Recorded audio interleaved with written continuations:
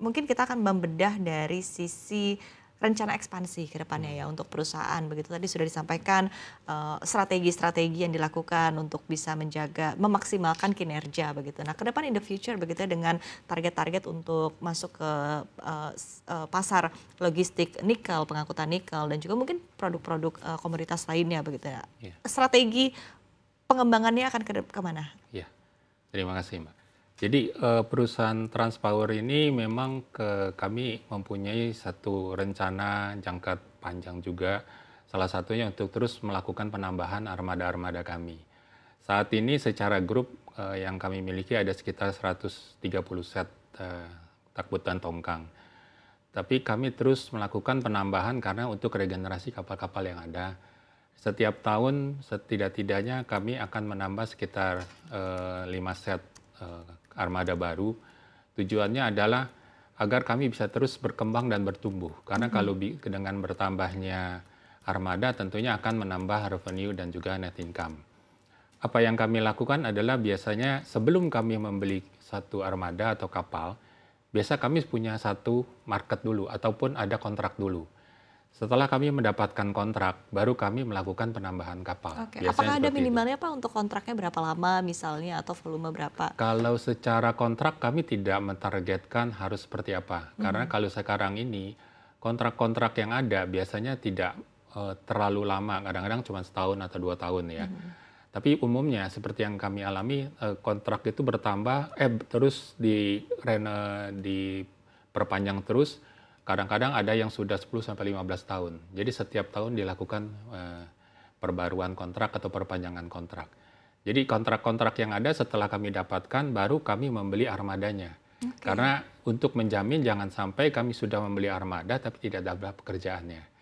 Nah, selain itu kami juga melakukan kerjasama dengan penambang-penambang. Seperti contohnya dengan Rain Resources, terus ada juga dengan Tsingshan yang juga membeli ini kargo-kargo dari yang berupa nikel ya, dan juga dengan beberapa partner lah yang kami lakukan ya.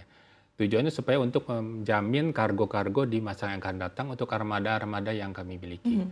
Hal itu tentunya seperti kita lihat saat ini yang dengan kondisi yang agak sulit, kami bisa tetap menjamin setiap kapal kami ini bekerja dan mengangkut kargo yang ada dan full utilisasi. Seperti gitu. Oke, baik. Dari strategi untuk penambahan armada, tadi kan disampaikan at least paling tidak setiap tahunnya ada minimal 5 armada baru begitu ya Pak ya. 5 set begitu ya untuk kapal begitu. Nah, tapi dari sisi pendanaannya sendiri kan seperti apa begitu Pak? Karena ini kan sangat berpengaruh kepada cash flow ya. Oh iya, betul.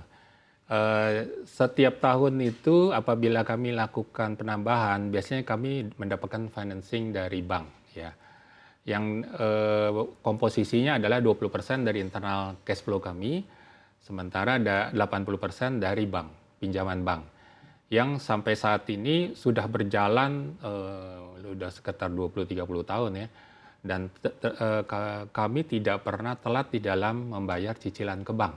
Sehingga bank memberikan kepercayaan kepada kami, berapapun biasanya yang kami minta, umumnya bank akan menyetujui untuk memberikan.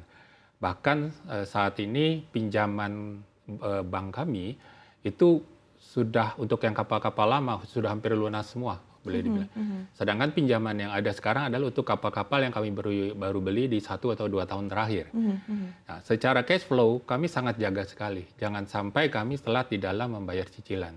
Karena tentunya akan berpengaruh terhadap apabila kami menambah pinjaman lagi untuk membeli armada baru. Cash flow kami ini kalau kita lihat secara balance sheet itu sangat kuat sekali walaupun dengan kondisi sekarang yang kurang menguntungkan. Karena ya salah satu dipengaruhi oleh pinjaman untuk yang kapal-kapal lama itu hampir semua sudah lunas. Sehingga kami punya kekuatan cash flow yang cukup besar diantaranya juga untuk membayar dividen kepada para investor sebagai tanda terima kasih kami kepada mereka yang sudah membeli saham-saham kami seperti itu. Oke, baik. Ini untuk pinjaman biasa dalam waktu berapa lama begitu Pak? Dan tadi kan cukup yakin juga untuk penambahan armada setiap tahunnya begitu ya, minimal 5 begitu ya untuk satu set kapal begitu ya, minimal 5 kali set begitu. Nah, tapi di satu sisi artinya dengan keyakinan ini kan artinya ke depan manfaat dari manfaat ekonomi yang dibawa dari kapal-kapal baru ini juga kan lebih besar untuk perusahaan Betul, begitu ya. Mungkin dari betul. sisi break even point juga mungkin bisa Ya, digambarkan begitu seperti apa, Pak? ya. Jadi pinjaman yang biasa kami dapatkan itu sekitar 5 sampai 7 tahun. Mhm. Dulu biasanya mereka bank memberi kami hanya sekitar 5 tahun, tapi dengan semakin lama kepercayaan yang ada, mereka bisa memberikan lebih lama lagi sampai 7 tahun.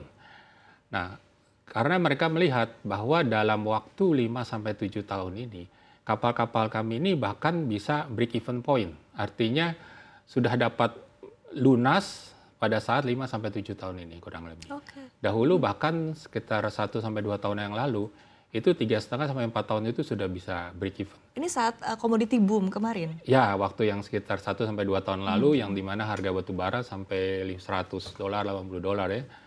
Dan itu kami lihat bahwa walaupun ada perpanjangan di dalam break even point, tapi kami bisa tetap survive di dalam operasional sehari-hari, bisa tetap mencukupi setiap biaya yang terjadi, dan kami juga tetap malah masih bisa membayar dividen kepada para investor. Baik, baik, baik. Ini kalau kita lihat memang solid begitu ya dari sisi bisnis, dari sisi demand, dari sisi permintaan, dan bahkan dari sisi ekspansi dan pembiayaan juga cukup solid begitu. Nah, tapi ketika kita melihat mungkin ke depannya kan akan ada rencana baru untuk pengembangan pengangkutan nikel begitu ya Pak ya. Dan mungkin dari sisi spesifikasi kapalnya apakah berbeda begitu? Oh iya, sebetulnya kapal yang kami miliki semua hampir 100% lah ya, itu berupa takbut dan tongkang. Takbut dan tongkang ini adalah jenis kapal yang bisa mengangkut semua barang curah. Nah, barang curah itu antara lain batu bara, nikel, bauksit, terus bahan baku baja, ya kan? Terus ada gipsum, dan juga ada bahan baku semen dan sebagainya. Jadi jenis kapal yang kami miliki ini sangat fleksibel, ya. Tentunya dengan adanya perkembangan dari nikel ini, kami juga bisa mengangkut nikel. Salah satunya yang kami khususkan di anak perusahaan kami, khusus hanya untuk mengangkut nikel saja, biji nikel seperti gitu. Untuk kebutuhan smelter-smelter yang ada di Indonesia seperti gitu. Oke, oke. Jadi memang tidak ada spesifikasi yang berbeda begitu ya Pak ya? Ya, semua bisa diangkut asalkan namanya barang curah. Ya, ya. Baik, baik.